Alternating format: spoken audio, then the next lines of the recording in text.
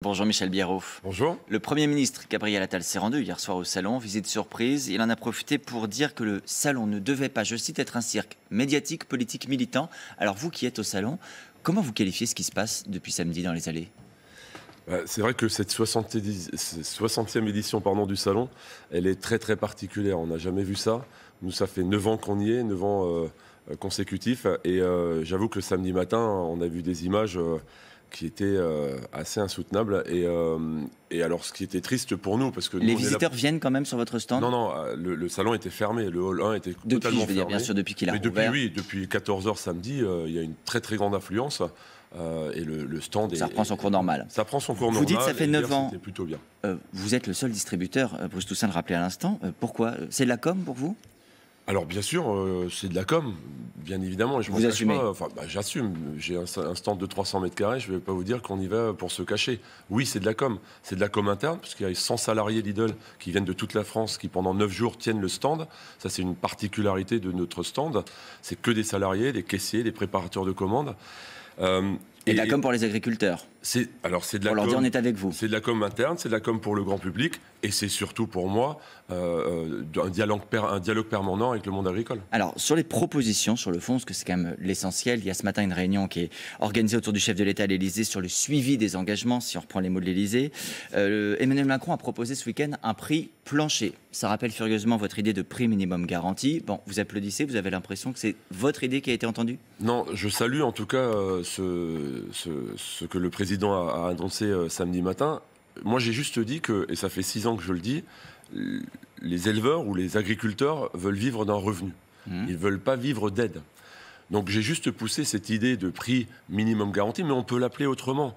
Parce que il y en a plein qui critiquent ce prix plancher ou ce prix minimum. Y compris Michel Biérot, le patron de la FNSEA, Arnaud Rousseau, qui dit ça ne convient pas comme mécanisme. Mais j'entends, mais pour l'instant, moi j'ai poussé une idée. Moi je ne suis pas juriste. Maintenant, on peut se poser tous ensemble autour d'une table et discuter. Mais on peut aussi l'appeler interdiction de vente à perte pour un éleveur. Alors, Michel Biérot, une fois qu'on a posé le principe, tout le monde, je pense, est d'accord pour dire que les agriculteurs doivent vivre de leur travail.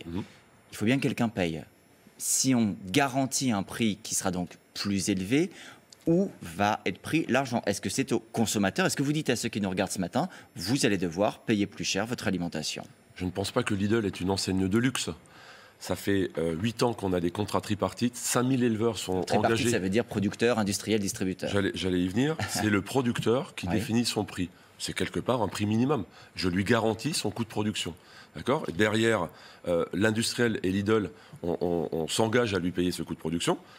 Il sort de la discussion, il rentre chez lui, et je continue à négocier avec l'industriel pour partager la valeur. Ça veut dire que je reste aujourd'hui le moins cher. On n'aura pas besoin d'augmenter les prix par magie, on va pouvoir mieux rémunérer les agriculteurs sans que personne paye. Il faut bien que quelqu'un paye. Soit le consommateur, soit les industriels et les distributeurs prennent sur leur marge. Il n'y a pas d'argent magique. Mais vous savez, on parle de quelques centimes.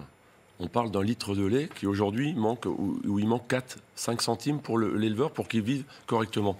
On est tous prêts en France à payer un grand soda à 3 € du litre, mais ça nous embête de payer 1 € le litre de lait, alors que derrière, il y a des éleveurs qui sont en très grande difficulté. Donc vous dites en gros, il faudra accepter de payer le lait un peu plus cher. Mais on est déjà à 95 centimes, donc on parle de 5 centimes, c'est rien du tout.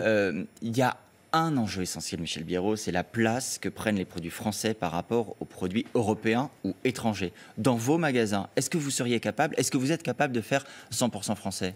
Non, on ne peut pas faire 100% français. C'est quoi la part aujourd'hui, par exemple, sur les fruits et légumes?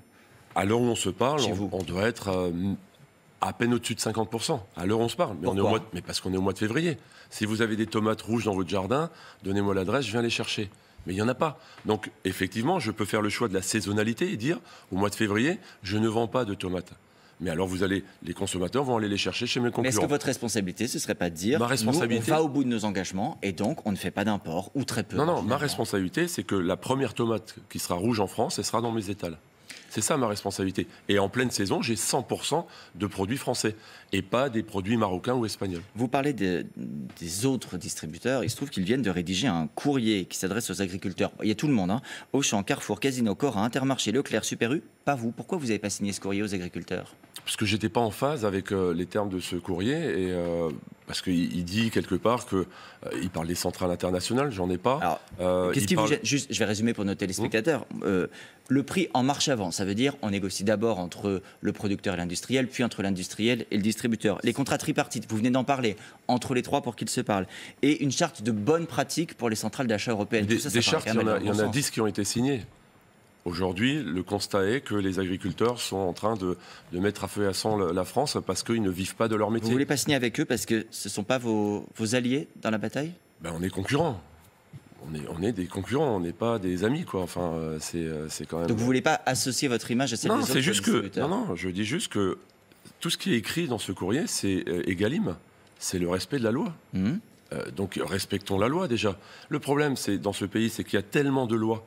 Depuis 2015, il y a quasiment une loi par an qui a été votée, qui a été promulguée. Donc, prorogeons la loi de modernisation de l'économie qui est en train d'écraser l'état d'esprit d'Egalim. Tout ça, ça ne peut pas fonctionner. En gros, vous dites qu'il y a une loi qui rentre en concurrence avec un autre, il faut faire ses choix. Il faut remettre tout à plat. Bref, j'étais pas en phase. Et donc, qui a la solution entre ses mains ? Qui peut régler définitivement cette crise ? Est-ce que c'est au gouvernement, à l'État de le faire ? Est-ce que normalement, dans un monde idéal, ce serait une volonté collective qui devrait régler tout ça. Ça va pas se faire par magie. Ça va pas se faire par magie. Donc, il faut que le législateur s'en empare. Merci beaucoup, Michel Biérot, d'avoir été l'invité de TF1 ce matin. La suite, c'est avec vous, Bruce.